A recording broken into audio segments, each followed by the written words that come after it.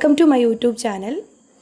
അടുത്തതായിട്ട് നമ്മൾ നോക്കാൻ പോകുന്നത് SSLC സോഷ്യൽ സയൻസ് പരീക്ഷയിൽ ചോദിക്കാവുന്ന ഒരു 4 മാർക്കിന് മിക്കവാറും നമുക്ക് എക്സ്പെക്റ്റ് ചെയ്യാവുന്ന ഒരു ചോദ്യമാണ് സുനാമികളെ പറ്റി നമുക്കൊന്ന് പഠിച്ചു നോക്കാം. കടലിനടിയിലുണ്ടാകുന്ന വൻ ഭൂകമ്പം അനേകം മീറ്ററുകൾ ഉയർന്നു പൊങ്ങുന്ന ഭീമൻ തിരമാലകൾ സൃഷ്ടിക്കുന്നു. ഇത്തരം തിരമാലകളാണ് സുനാമികൾ. അപ്പോൾ കടലിനടിയിലുണ്ടാകുന്ന വൻ ഭൂകമ്പം കാരണം എന്ത് സംഭവിക്കുന്നു? ഭീമൻ തിരമാലകൾ ഉണ്ടാകുന്നു. ഇവയാണ് സുനാമികൾ. കടലിനടിയിലുണ്ടാകുന്ന അഗ്നിപർവ്വത സ്ഫോടനങ്ങൾ, ഉൽക്കകളുടെ പതനം എന്നിവ മൂലമുണ്ടാകുന്ന ആഘാതങ്ങളും സുനാമികൾക്ക് കാരണമാകാം.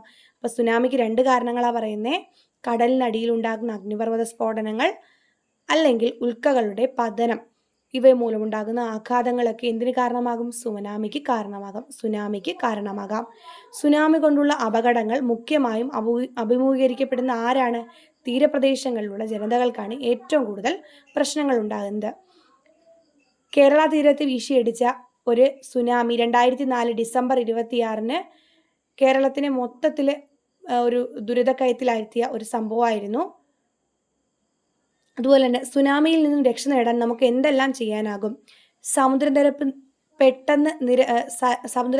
പെട്ടെന്ന് നിരവധി മീറ്ററുകളോളം താഴുകയാണെങ്കിൽ അതൊരു സുനാമി മുന്നറിയിപ്പായി കരുതി ഉടൻ തന്നെ തീരം വിട്ട് വളരെ അകലെയുള്ള ഉയർന്ന പ്രദേശത്തിലേക്ക് ഓടി മാറുക.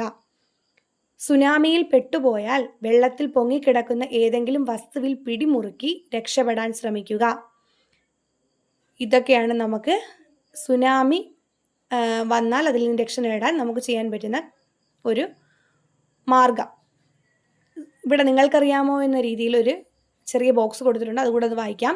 സുമാത്രയിലെ ആച്ചെ പ്രവിശ്യയ്ക്ക് തെക്ക് പടിഞ്ഞാറ് മാറി ഇന്ത്യൻ മഹാസമുദ്രത്തിൽ 9.1 തീവ്രതയിൽ ഉണ്ടായ ശക്തമായ ഭൂകമ്പമാണ് 2004 ഡിസംബർ 26 കേരളത്തിൻ്റേത് ഉൾപ്പെടെയുള്ള തീരങ്ങളിൽ നാശം വിതച്ച സുനാമിക്ക് കാരണമായത്.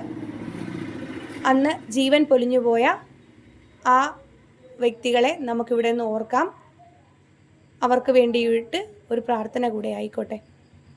Thank you.